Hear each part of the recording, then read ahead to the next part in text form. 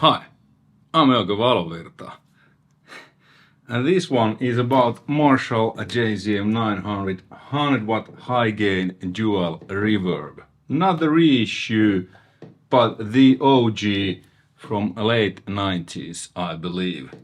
Thank you, Angel, for letting me borrow this. You already heard a glimpse of the song I wrote inspired by this amplifier. Now let's listen the full song, demo, intro, you know, the usual, and then let's go through the amp in more detail. Alright, heavy metal.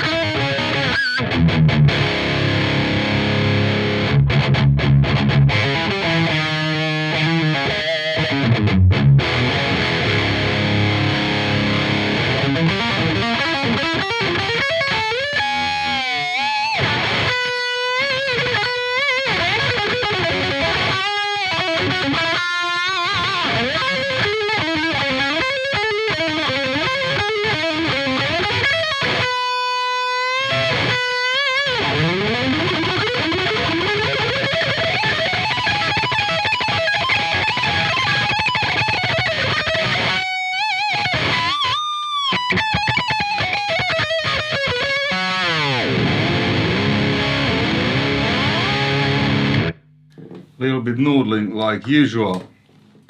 The signal chain. This is one of my you know, ESP Super Strats from the 80s. This is Mirage Custom with EMG 81 and S single coils. Then into the pedal board. And on the song, I didn't use any pedals in front for the rhythm, and for the solo, I kicked in a Bass SD1 like I just did, just to add a little bit more.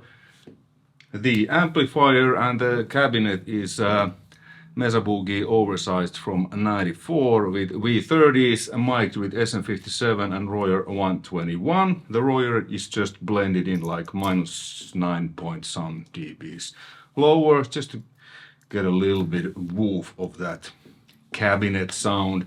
Both mics are going to Warm Audio's, you know, new style mic pre, and then into Pro Tools. And that's it. So yeah, this is I guess like one of the most overlooked or unappreciated Marshall amps, but I think it's a Marshall, you know, more gain than JCM. Let's actually hook up the JCM800, the little brother. It has EL34s, so I'm gonna compare them. But there's two channels. High gain, I guess in the 90s it's high gain, but currently it's a little bit like, you know, there was a reason I kicked in the SD for the lead, just to get a little bit more sustain out of the amp.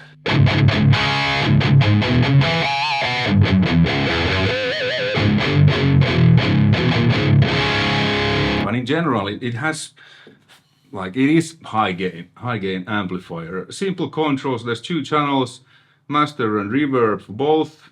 I have the reverb 0, because in general I don't like reverbs. You know, the reverb is here in the room.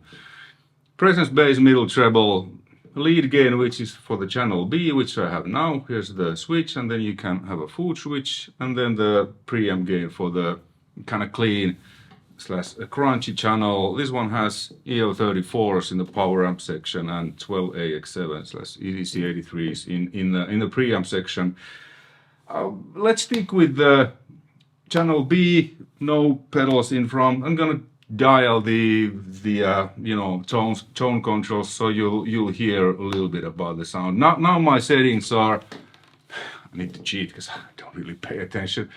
The presence is 3, 10 o'clock. Bass is 9, you know, 4 p.m. Mids are 6. Treble is hair below 6. The lead gain is maxed. So yeah, let's start from the presence, and the master volume is noon. Oh, it's fairly loud.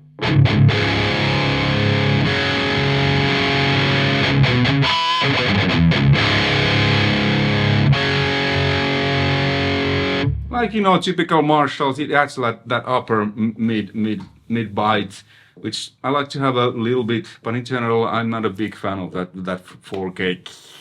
But just have a little bit, because Marshalls have plenty of that. So usually I keep usually the presence below noon, sometimes a little bit over if I have a really dark cabinet, or, you know. Then the bass.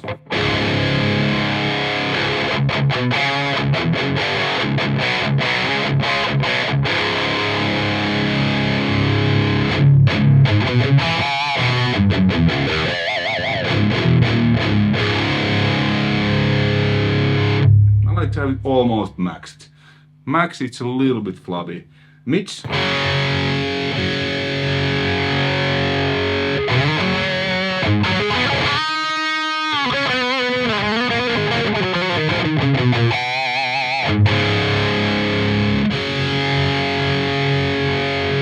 Kind of where they open, where you get the I think it's 6 now. I think it was there. Treble.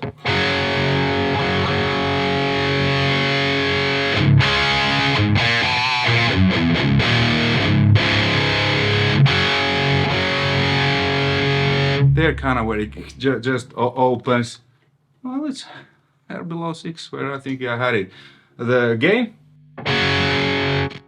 Obviously, when I dial this 0, there's no signal, because this is how, with this knob, the pre-gain or preamp lead gain knob, you determine how hard you're hitting the first preamp tube, or second, first, whatever. So yeah.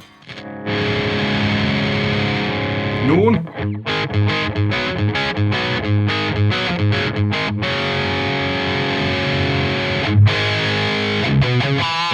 And obviously now the volume also increases because I'm hitting the preamp harder, so the signal is hotter, so it's also hotter when it goes to the power amp section. So it becomes louder. How I have used 900s, especially when I was in Shining. You know, we used rental backline, rented gear. You know, we have a tour in the US. I'm not gonna ship my own amps in there.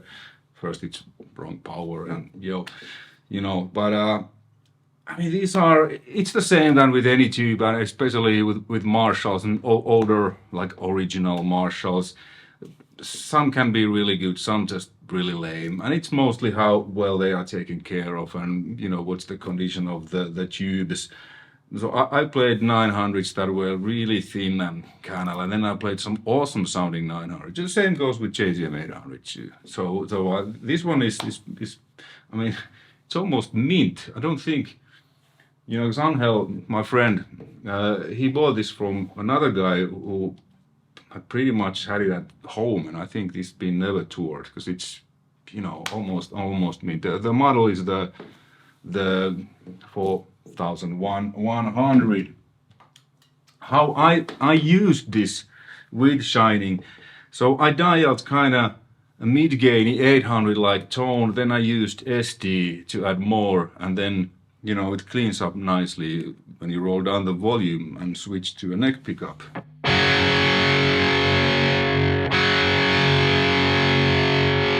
Kind of there where it kind of opens, you know, wherever it is, 16, because this goes to 20.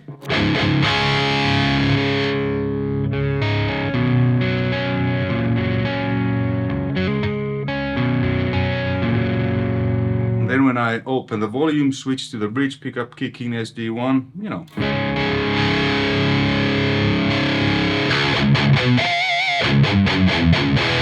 Now I feel I can crank the bass, because SD1, you know, cuts lows. Maybe reduce the mids a little bit, because SD adds also mids. And treble a bit, because SD adds kind of bite too.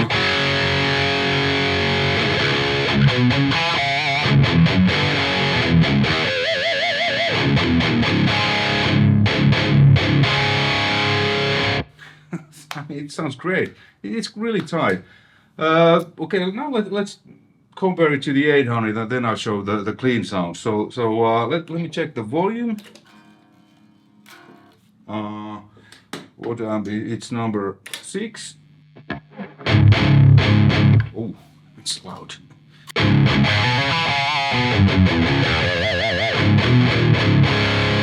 800.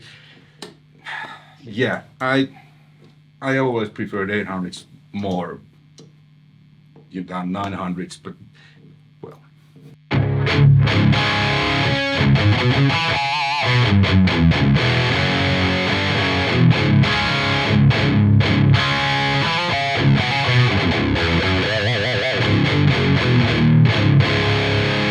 I'm having the SD on now with both. Okay, then let's switch to 900s.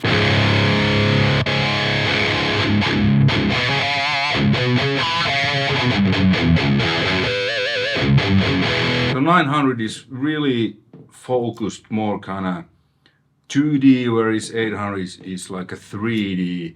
And this amp, I think it would work great with, let's say, with a 5150, which is huge, or rectifier, which I have here now, or with 800, and then maybe use these leads, or then if you do like quad tracking, to do 2 takes with the sound, and then this really focused sound, which is typical for 900. The 900 SLX, that was my favorite then, because it's one channel amp. It's basically like 800, but with extra. There's 4 preamp tubes, so it has more gain. That is very much like 800. That amp, just kind of like, you know, you have 800, then you put Legendary Jones, Hot Mod or Lynch Mod. That's basically what the 900 SLX is. Okay, once more, let me play the riff from the song first with the 900.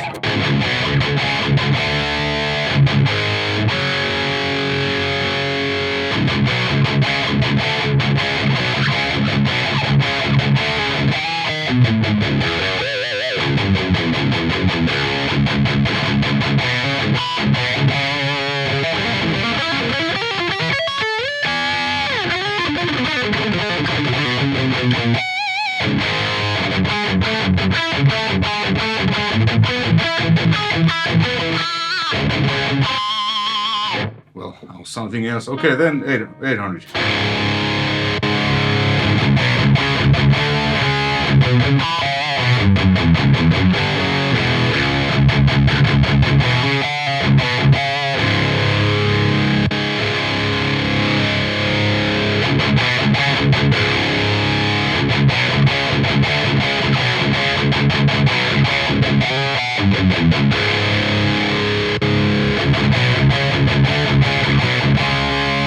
Well, I have set the 800 now a bit darker. Let me add some top.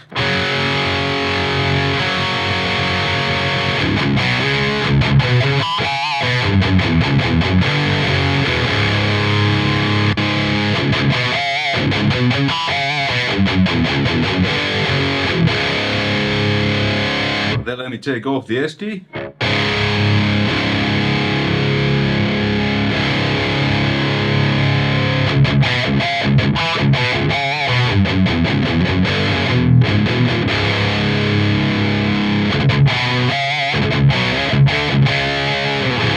Back SD.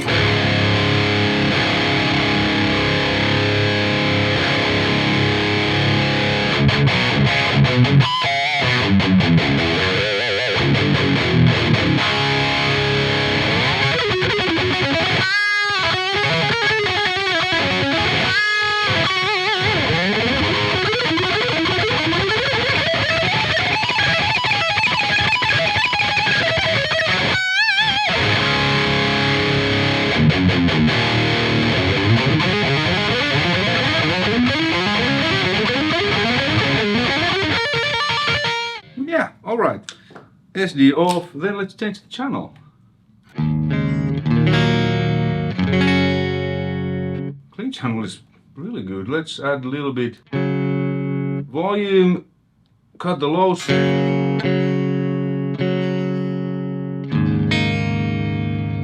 So I added a little bit presence, cut off some lows, cut off some mids, added a little bit treble.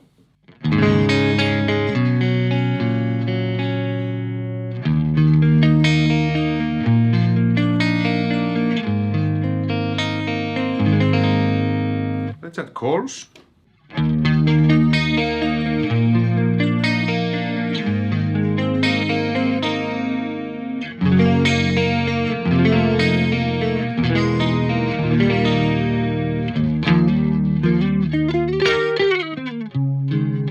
Oops.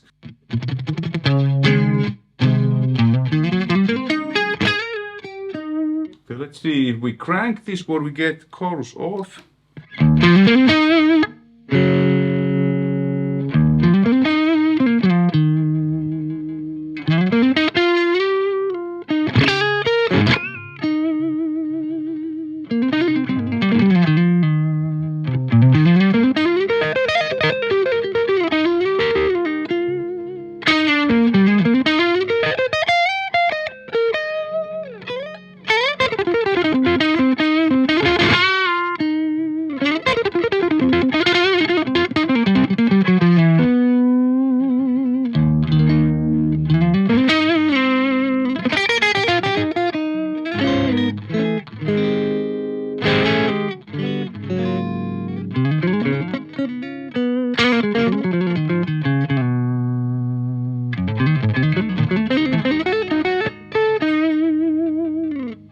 The click sound is really good.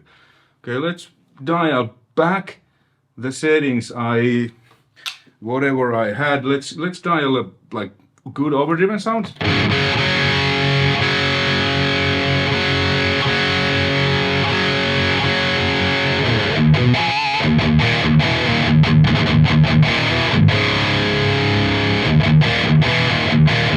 And then let's see how the clean sounds.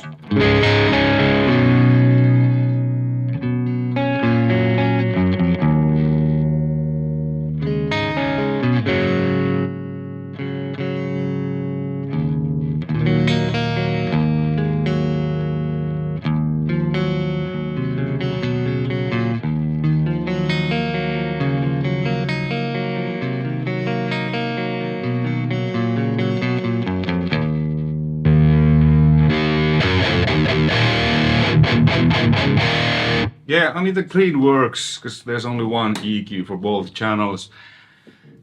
You know, it works really well. You know, the EQ set to the distorted sound, and it works for clean sounds too. But I think it was a little bit better when I tweaked the EQ specifically for the clean.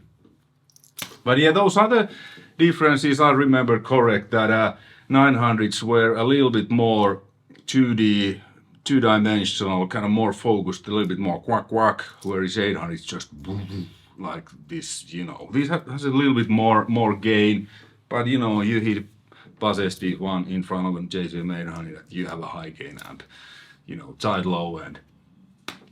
Conclusion. I think they are great, especially for certain jobs, like having a sound that really cuts through the mix, is kind of really focused, not as big sounding like JCM800, at least like my JCM800s, which are the best 800s I've ever played, and I've played them a lot. The clean sound is fantastic. It has lots of gain, but today's standards, I would say this is a medium gain amp, not a high gain amp. But with overdrive of your choice, Buzz SD1 works to me pretty much always.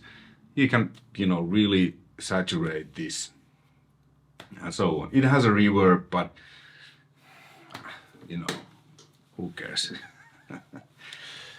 So I think if you can't get a good sound out from JCM900, it's not about the amp. It's you know, the reason is in the men's or a ladies' room mirror. All right, thanks for watching. Thanks Angel for letting me borrow this. Hopefully you liked this and found this interesting and informative. Until next time, take care. Bye.